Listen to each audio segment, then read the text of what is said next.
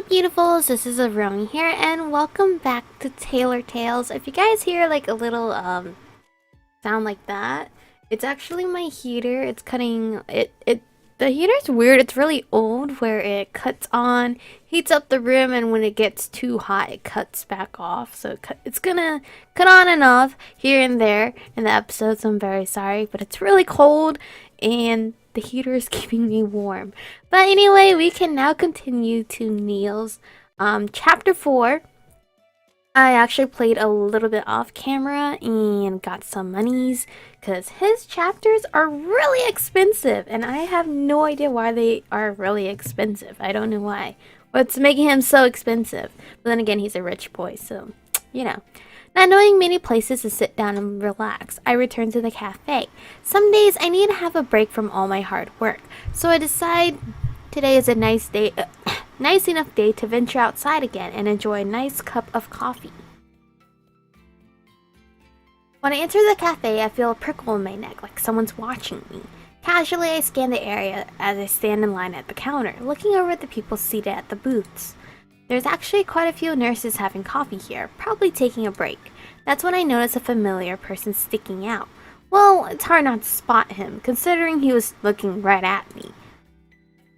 Neil hurriedly averts his eyes away from me once he notices I've spotted him. He's seated at the back in a booth, holding a cup of coffee while the other hand is resting on his laptop. He tries hard to make it seem like he's busy and that his eyes didn't meet mine.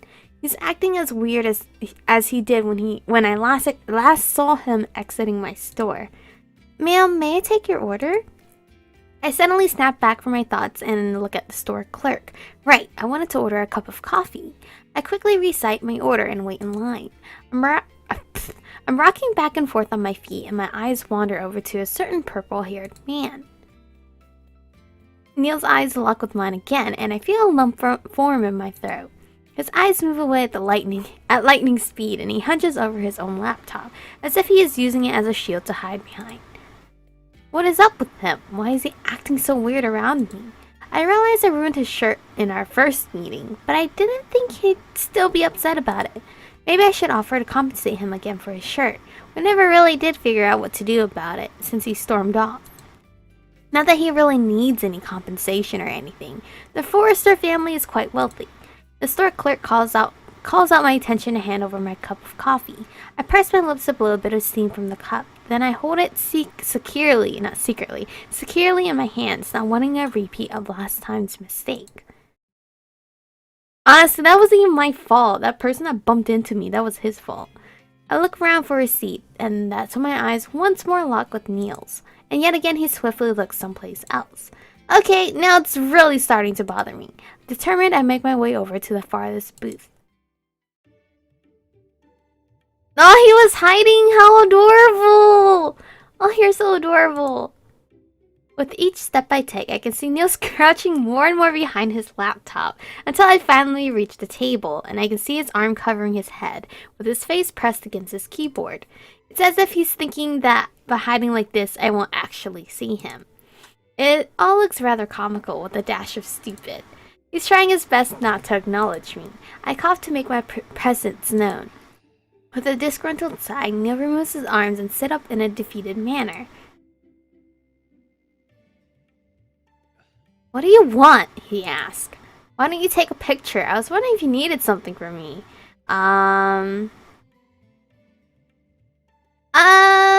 I kind of want to do, why don't you take a picture, because it's so sassy. I bite my lip and narrow my eyes at him. I was about to ask you the same thing. Why don't you take a picture so it'll last longer? Your staring is uncomfortable. He jolts up straight and glares at me. I didn't know such thing. Annoyed at his stupid games, I place my saucer on his table. Is it because of your shirt still? I did try and offer you money for it, but you left so fast last time. Did I somehow insult you? Insult me? Neil says with a scoff. No, rather you ruined my childhood memories. I'm taken aback. Ruined? What does he mean by that? Are you talking about that time when we were at the playground? That was you, wasn't it? The boy, I mean. There was supposed to be 2 boys in that memory of mine, he says while clenching his teeth. Well, I'm sorry to tell you that I'm not a boy, I say with a sigh. There's nothing wrong with my eyes. I can see that you're not a boy, he replies. Obviously he didn't. We were both silent for a little while, staring at each other, trying to gauge what the other is thinking. It's Neil who breaks away again, opting to look at his laptop screen instead. He rubs the palm of his hand to get... okay, it's one hand. Against his forehead, clearly deep in thought. Look, I start. I'm sorry if for some reason I made believe I was a boy at that time, but I wasn't trying to deceive you. I'm not even sure why it's such a big deal. I thought you'd be happy to meet with me again. I know I am kind of happy to meet someone from my childhood. Neil looks appalled at what I said. He suddenly closes his laptop and then gets up from the booth. Doesn't matter, just leave me be. I can forget that day you spilled coffee on me like it never happened, if that's what's compelling you to keep talking to me. I am not seeking any compensation. So now, if you'll excuse me, I'll be on my way. Oh, rude. I just wanted a friend. Neil quickly walks past me and exits the store. I'm baffled by the way he keeps having these dramatic exits and leaving me speechless. Well, I guess I don't have to worry about paying him back for his shirt anymore. I guess that's something. Oh yeah, his routes are real fast and real expensive. After a long day at work, I want to explore what my city has to offer, and I end up at the local park for a casual stroll during the evening. The park is mostly deserted. I see a couple of people walking their dogs. I sit down on a bench and enjoy the crickets chirping in the background. The night sky is clear and I can see the stars. Business has been going fine so far. It's hard work, but I think I've finally settled in a pace that I like. Nothing has really disturbed me from my work, even though sometimes my thoughts wander off to my memories of a certain purple-haired boy. Ever since that day in the coffee shop, I keep thinking of Neil when he was little. That memory has always held a special place in my heart, even though nothing extraordinary happened back then. He was a lost, scared little boy, and I helped him out. Even though he's older than me, I just never realized he thought I was a boy as well. Regardless, mixing up my gender shouldn't have Neil freaking out so much, but I can't pinpoint exactly what it is that has got Neil in such a tizzy. Not that I can really do anything about it, because I haven't really spoken to him since. I've seen him a couple of times in passing, usually near the hospital. He might work there, but I'm not sure. Nevertheless, each time I've seen him, he's either not noticed me or pretended to not notice me. I'm annoyed by it either way. I figured we could be friends after finding out we had met each other before in our childhoods, but I guess I was wrong. Suddenly I hear someone approach me in the dead of the night, and I stare into the distance to figure out who it is. Not a second later, and I see Neil emerge from the darkness, his head hanging low looking at the ground. He hasn't even noticed me. He's too engrossed into whatever he's doing. It seems he's looking for something, because he's checking every spot on the trail and then sighing when there's nothing there. He stops at a trash can and looks around the ground over there, crouching down to get a better view. I chew on my lip, deciding whether or not to call out to him. Then of course I remember the last time we spoke, and he wasn't very welcoming back then. In fact, he wanted me to stop talking to him, so should I even bother? I watch him for a few silent seconds, deciding whether or not to approach him. Well, it doesn't hurt to call out. Ask him if he's looking for something, ask if he needs help. Hey bro, you looking for something? Are you looking for something? I say out loud. Neil suddenly jumps back on his feet and frantically looks around to see where the noise came from. When his eyes finally land on me, he quickly composes himself and then twists his face into a scowl. That is none of your business. Business. It's so hard to talk with my rubber band in my mouth, he says. I glare at him in response. I was only asking a simple question. He didn't need to be so rude about it. It's so obvious he's looking for something. Why do you reply to me like that? I have no idea. Neil proceeds to look around like I'm not even there, and the idea of a quiet evening at the park is suddenly sullied. Sullied? Are you sure you didn't lose anything? I asked this time. There's some irritation in my voice. Are you always this noisy? Neil huffs at me. He dusts off his pants. Fine, if you must know so badly, I lost a watch of mine. Want me to help look for it? I offer. Neil backs off and shakes his head. He looks insulted. I don't need your help. He then turns around mumbling, forget it, before he returns to searching the area. If you're so rich, go buy another one, boy. He continues to look around, ignoring me, but I'm pretty sure this watch has some, special connection. I'm quite stumped. Did I say something wrong? Neil is so hard to approach, and I still have no idea what he's even thinking. I guess having met each other when we were kids doesn't mean we get to be friends when we're adults. The thought leaves me a little sad. I try my best to ignore Neil, but I'm starting to feel unwelcome here. What with the way he's deliberately not looking at me or searching in my general area? I decide to leave. No point in staying when I can't enjoy the peace and quiet of the night with someone rustling behind me. So I get up from the wooden bench, dust off my clothes, and start to leave. I walk at a faster pace because I really don't like how I can feel Neil's eyes burning a hole in my back. I feel really sad for this girl right now. That's also when I hear this piercing sound of shattering glass. I look down at my feet. It seems the heel of my shoe has driven into the glass of a silver watch. My mouth slowly shapes into an O. I think I found your watch, I say nervously. I take a small step sideways and pick up the broken and expensive-looking watch. There's a huge crack in the glass. I grimace at it. I think you may be doing this on purpose, says Neil as he has gotten caught up with me. Well, I definitely didn't do it on purpose, but I'm sure Neil will think whatever he wants to think. He snatches the watch out of my hand and inspects it, his eyes studying the broken glass. I cringe in anticipation of what he's going to say. I require you to pay for a replacement as soon as possible.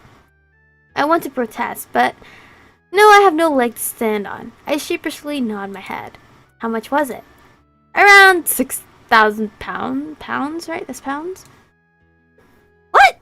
I don't even have that kind of money to spend, I shriek out. That's way too much. You should have thought about that before your heel punctured my watch, she says coolly. What? No, defend yourself. It was an accident. I didn't do it on purpose. You shouldn't have lost it in the first place, I snap back. Oh, you want to pin the blame of your mistakes on me? I guess you spilling coffee all over me the other day was also my fault. Hey, I tried to offer to pay for your dry cleaning back then, and you declined. That's because you absolutely ruined it. There was no saving it. There definitely was, I fired back childishly. Just because you're ignorant about the way liquids interact with fabric doesn't mean it was a lost cause. You definitely didn't like being called ignorant on top of breaking his watch as well. It was written all over his face. He was scowling by now. Being the owner of some petite little boutique doesn't make you the expert on all things fabric. I could feel myself start to turn a little red. I'll have you know, I know tons of things about fabric that I cannot even talk. That would never ever cross your mind. Just because you're rich and pay for everything without a second thought doesn't mean everyone else does the same thing. Some of us know what we're buying and why. The atmosphere is getting tense between us, but I can't help myself. If he insults me, of course I'm going to defend myself. I'll contact you again regarding the watch, and I hope by then you've learned to be more civilized. Wow, Neil, wow. Neil gives me a pointed glare and then leaves the park. He dares to speak about being civilized. The guy who's been nothing but rude since the beginning has a nerve to talk about manners? Fine, he can come look me up about that watch, but I'm not paying him. I'm not paying him? Wow. Bro, I'm getting broke here. I'm getting broke for his story.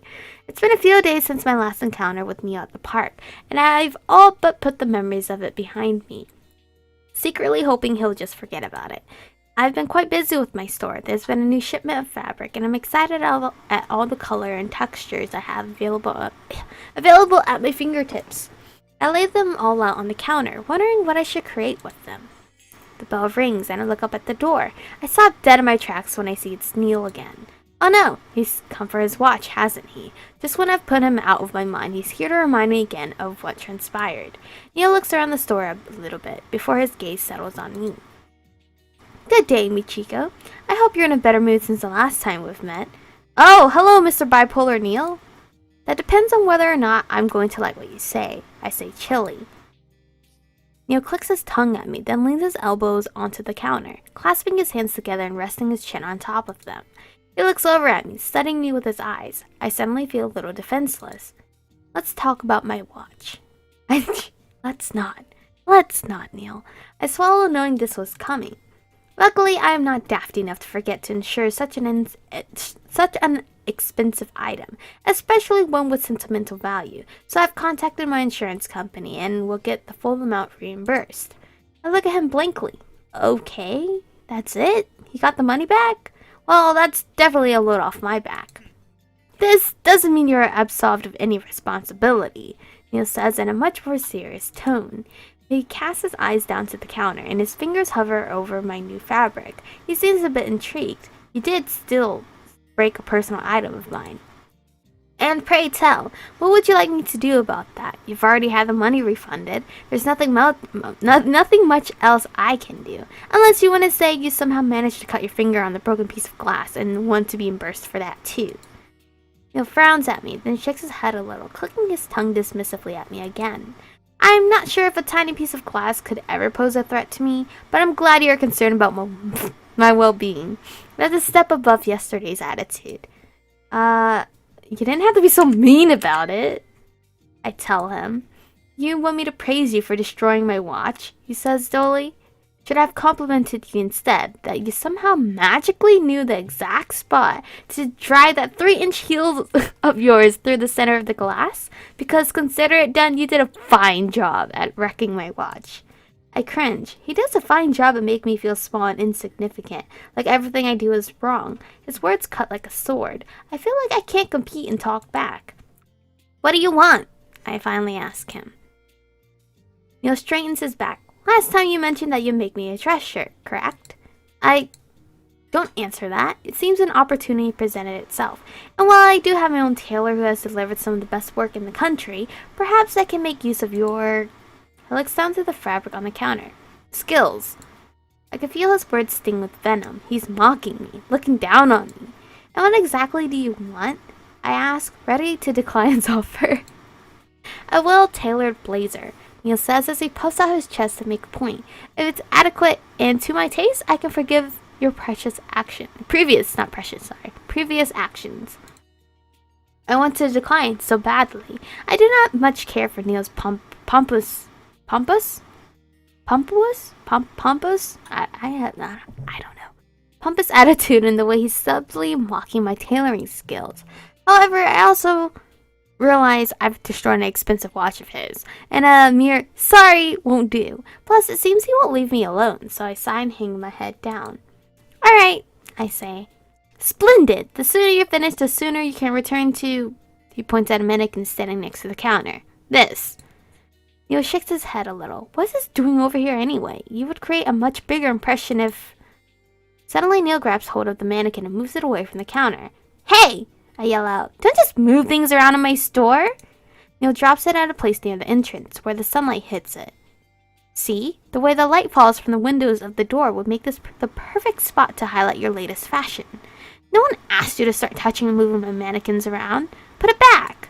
I look over to where Neil is, and I suddenly see his point. Placing the mannequin into the direct sunlight gives a bigger impression, and makes the layout of the store more harmonious as well. Oh, it doesn't look too bad. Neil grins at me. Are you sure you want me to put it back? He asks. I have the sudden urge to wipe that smug off his face. I scrunch up my nose. No, leave it. Just stop touching my things. You know what? I'll return another time for the measurements. How about next Friday? It's not like I can say no, so I nod my head at him. Friday's fine, I guess. Very well. I'll see you then. Good day. Neil fixes his collar, then looks at the mannequin with a nod and leaves the store. I'm never going to get rid of this guy, am I?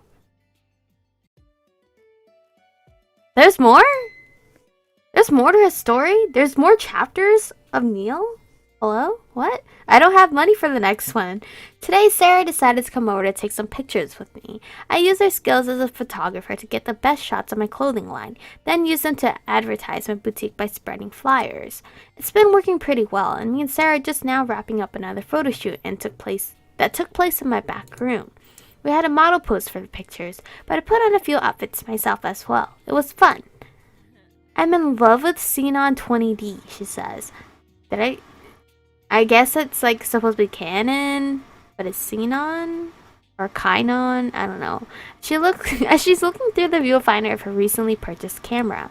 I'm sure you've been non-stop gushing about it since you've got it, I reply.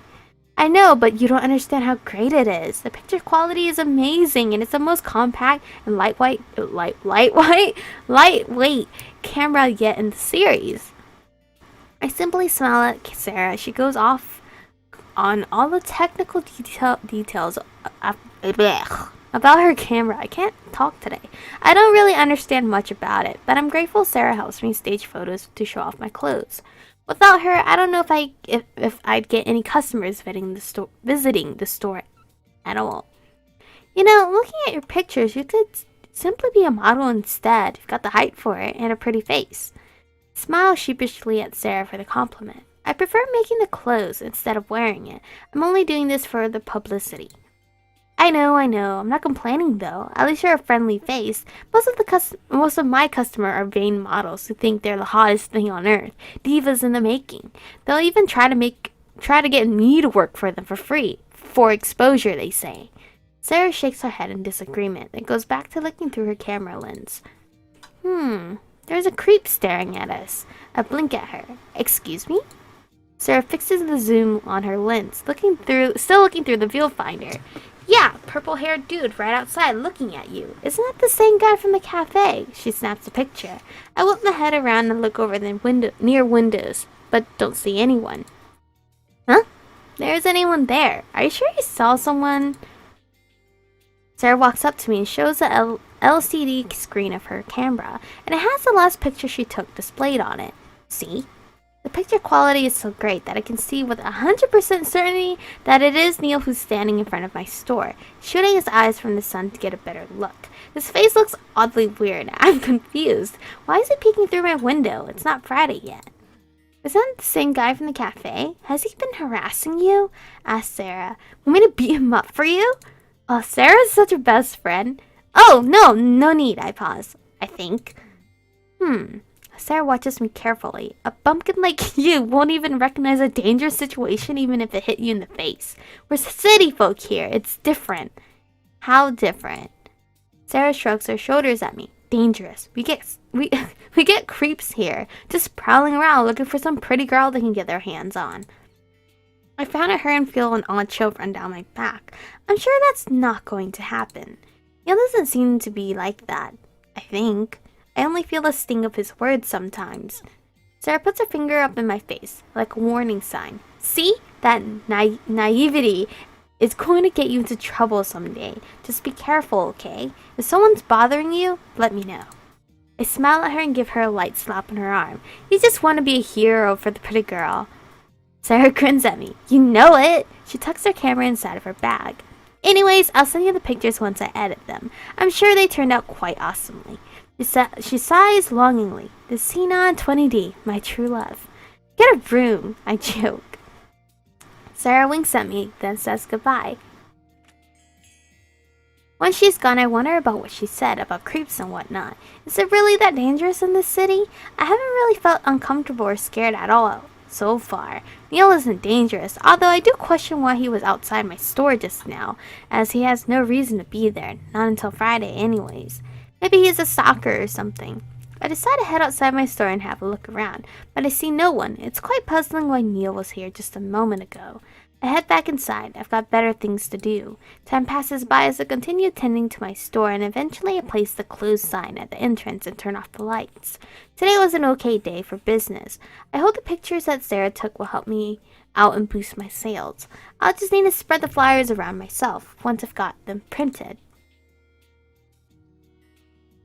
Wanting to take a well-deserved break, I head on over to the cafe. The sun is setting in the background, making everything glow a nice and calming orange. As soon as I reach the cafe, I spot someone familiar in the distance. My eyes bulge out a little as I realize it's Neil. No way! Is Sarah right? Is he some creep stalking me? I stop walking, almost considering to turn around and walk the other way, but then someone else enters the scene. A nurse emerges from the hospital next to the cafe, running over towards Neil, waving a clipboard at him. He turns around to address the nurse, and they seem to be heavily engaged into some kind of dispute. There's some heated words being thrown around, and I can tell Neil does not want to be there. Eventually, Neil signs something on the clipboard and quickly paces away from the nurse. Of course, that also means he's heading straight towards me. When he finally notices me, I see genuine surprise on his face, but it's immediately replaced by an angry frown. Ah, great. Another incompetent person who always messes up, and I thought I was already finished with work. Neil snaps at me. I'm taken aback at his words and sarcasm. It's not like I warranted that kind of response by simply being near him in his presence. I haven't done anything yet. Yet. Tell him off for creeping around your boutique earlier today. Ask him why are you so angry, bro? Giving him the benefit of the doubt, perhaps he was just having a bad day. I decided to ask him about the nurse. Are you angry because of because of something that nurse said? This simply gives me a loud and disgruntled huff. That's none of your business. I'm getting sick of hearing Neil saying it's none of my business. Well, whatever happened, you didn't need to take it out on me. I can imagine that after a long day at work, trying to fix someone else's mess, that when I come across another incompetent person who's been known to make a mess before, I'm not going to be in a very jolly mood.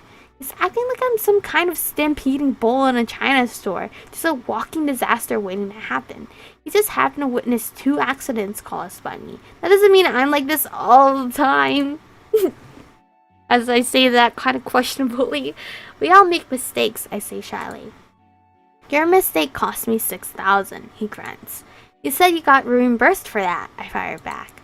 Neil's golden eyes narrow at me, and I can see he's trying to hold himself back from showing too much emotion. He takes in a deep breath, closing his eyes entirely. And they would very much like to know who the idiot was that broke it in the first place, so they can send you the bill instead. Now, unless you'd like to pay that $6,000 bill, I suggest you hold your tongue and do as I say on Friday. I look down at the pavement feeling angry but unable to speak up, as I know he's in the right, and I hate it. Instead of saying another word, I simply shoot him a dirty look. Have a nice evening, Miss Melody. Neil briskly walks away, and I'm left behind feeling irritated once more. What a jerk! That is a jerk. There's more? He has more? I don't have monies. I don't have monies for it. It's fine. We're already like at 26-minute mode, so let's just design that. Oh, let's do this one. This seems easy. Since I haven't shown you guys much of the stuff that I've been doing. Oh, sorry. That's the wrong color grade sleeve, right? Oh! I closed the game instead. It's totally fine. Anyway, thank you guys for watching. I had to load the game back up because I accidentally closed the game. That's great. But anyway, thank you guys for watching. Stay beautiful, and I'll see you guys in the next one.